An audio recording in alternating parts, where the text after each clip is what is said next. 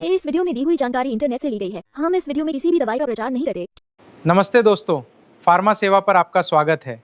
आज हम बात करेंगे एक बहुत ही आधुनिक और एडवांस दवा के बारे में जिसका नाम है इंटाजैक टैबलेट। यह दवा मुख्य रूप से रोमेटाइड आर्थराइटिस यानी जोड़ों के दर्द, सोराइटिक आर्थराइटिस और गंभीर अल्सरेटिव कोलाइटिस जैसी ऑटो इम्यून डिसीज को ठीक करने के लिए दिया जाता है। इस टैबलेट का इस्तेमाल विटिलिगो, एटोपिक डर्मेटाइटिस और एलोपेशिया एरेराटा के इलाज में भी डर्मेटोलॉजिकल डॉक्टर्स करते हैं। आज की इस वीडियो में हम आसान भाषा में समझेंगे कि इस टैबलेट में कौन से सॉल्ट्स होते हैं, ये शरीर में कैसे काम करती है और इसे लेने का सही तरीका क्या है।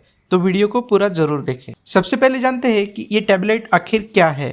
तो दोस्तों, ये एक टारगेटेड इम्यूनोमोड्यूलेटर दवा है। अगर इसके कंपोजिशन की बात करें तो इसमें टोफैसिटिनिब नाम का सॉल्ट होता है जो आमतौर पर 5 mg, 5 mg या 11 mg की स्ट्रेंथ में आता है। ये एक जैक इनिबिटर है, यानी जिसका मतलब है ये शरीर के उन खास एंजाइम्स को ब्लॉक करती है जो रोग प्रतिकारक क्षमता यानी इम्यून सिस्टम को ओवर एक्टिव करके शरीर में सूजन और दर्द पैदा करते हैं। ये कोई स्टेरॉइड दवा नहीं बल्कि एक मॉडर्न बायोलॉजिकल ट्रीटमेंट का हिस्सा है। ये कैसे काम करती है, अब बात करते हैं कि ये टैबलेट शरीर में जाकर काम कैसे करती है। हमारे शरीर की इम्यूनिटी जब गड़बड़ हो जाती है तो शरीर अपने खुद के टिश्यूज पर हमला करने लगती है, जिससे जोड़ों में गंभीर सूजन, दर्द, जकड़न या आंतों में ब्लीडिंग और छाले होने लगते हैं। इस टैबलेट में मौजूद टोफैसिटिनिब सीधे जैक1 एंजाइम को ब्लॉक करता है। इससे इम्यून सिस्टम की ओवर एक्टिविटी शांत होती है। जोड़ों की सूजन कम होती है और आंतों की अंदरूनी परत को ठीक होने में मदद होती है। इसकी वजह से मरीजों को जोड़ों का दर्द और पेट की तकलीफ से लंबे समय तक राहत मिलती है। अब बात करते हैं इसके मुख्य फायदे और उपयोग। डॉक्टर्स इस दवा को मुख्य रूप से इन गंभीर समस्याओं में प्रिस्क्राइब करते हैं।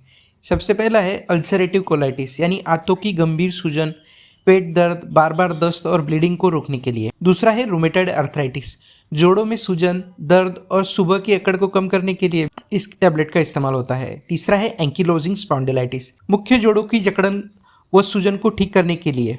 चौथा है सोराइटिक आर्थराइटिस, जोड़ों के दर्द के साथ साथ त्वचा पर होने वाले चकत्तों और सूजन में राहत पाने के लिए भी इस टैबलेट का इस्तेमाल करते हैं। पांचवा है एटोपिक डर्मेटाइटिस, गंभीर एक्जिमा या त्वचा की जिद्दी एलर्जी के मामले में खासतौर पर यह उन मरीजों को दी जाती है जिन्हें पुरानी अन्य दवाइयों से फायदा नहीं मिल रहा होता है। यहाँ तक कि बच्चों में जुवेनाइल इडियोपैथिक आर्थराइटिस के लिए भी डॉक्टर इसकी सलाह देते हैं। ये बीमारी को आगे बढ़ने से रोकती है और ये एक बहुत ही असरदार दवा है, इसलिए इसके उपयोग और फायदों का दायरा काफ़ी बड़ा है। अब बात करते हैं इसे लेने का सही तरीका। इस दवा को लेने का तरीका बहुत महत्वपूर्ण है। टैबलेट को हमेशा डॉक्टर के बताए डोज के अनुसार ही ले। इसे पानी के साथ पूरा निगले, चबाए नहीं। इसे आप खाना खाने के बाद या खाली पेट दोनों तरह ले सकते हैं, लेकिन सबसे ज़रूरी बात यह है कि असर को बराबर रखने के लिए इसे रोजाना लगातार एक ही समय पर ले।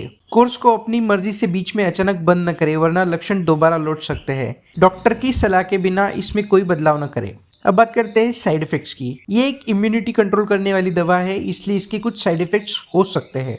सबसे आम साइड इफेक्ट है अपर रेस्पिरेटरी ट्रैक्ट का इन्फेक्शन, जैसे सर्दी, जुकाम, गले में खराश या साइनस इन्फेक्शन। दूसरा है चेहरे या शरीर पर हल्की मुहासे निकलना। तीसरा है खून में लिवर एंजाइम यानी सीपीके का लेवल बढ़ना। चौथा है सिर दर्द, चक्कर आना या हल्का बुखार महसूस होना। और पांचवा, शरीर में व्हाइट ब्लड सेल यानी WBC की संख्या थोड़ी कम आ सकती है। यदि कोई गंभीर इन्फेक्शन या स्किन पर छाले, दाने दिखे तो तुरंत अपने डॉक्टर से संपर्क करें। डॉक्टर समय समय पर इसके लिए ब्लड टेस्ट करवाने की भी सलाह देते हैं, इसलिए नियमित जांच बहुत जरूरी है। अब बात करते हैं सावधानियां। इस दवा को शुरू करने से पहले इन बातों का विशेष ध्यान रखें। सबसे पहला है इन्फेक्शन की जांच। इम्यूनिटी को कम करती है, इसलिए डॉक्टर इलाज शुरू करने से पहले टीबी, हेपेटाइटिस या अन्य गंभीर इन्फेक्शन की जांच करवाते हैं। अगर आपको पहले कभी टीबी या कोई गंभीर इन्फेक्शन रहा हो तो डॉक्टर्स को जरूर बताएं। प्रेगनेंसी और स्तनपान, यह दवा गर्भ में पल रहे बच्चे को नुकसान पहुंचा सकती है, इसलिए प्रेगनेंसी और ब्रेस्ट फीडिंग के दौरान इसका सेवन पूरी तरह असुरक्षित माना जाता है। डॉक्टर की सख्त सलाह के बिना इसे न ले। तीसरा है वैक्सीनेशन।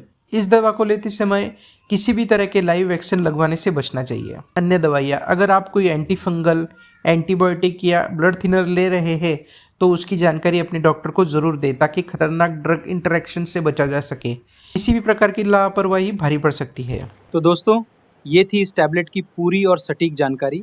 ये एक बहुत ताकतवर और प्रिस्क्रिप्शन दवा है। इसे अपने मर्जी से कभी शुरू या बंद न करें। हमेशा अपने डॉक्टर या स्पेशलिस्ट की निगरानी में ही इसका इस्तेमाल करें। अगर आपका कोई सवाल है तो कमेंट बॉक्स में ज़रूर पूछें और ऐसी ही सही मेडिकल जानकारी के लिए हमारे चैनल फार्मा सेवा को सब्सक्राइब करना न भूलें।